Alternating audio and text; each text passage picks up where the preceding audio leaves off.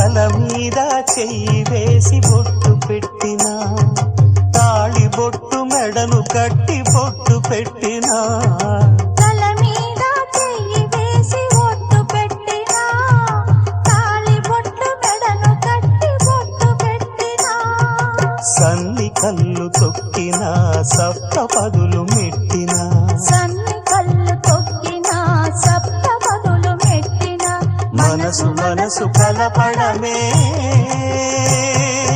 మంత్రం పరమార్థం. శ్రీరస్తు శుభమస్తు, శ్రీరస్తు శుభమస్తు. శ్రీకారం చుట్టుకుంది పెళ్లి పుస్తకం, ఇక ఆకారం దాచుతుంది కొత్త జీవితం.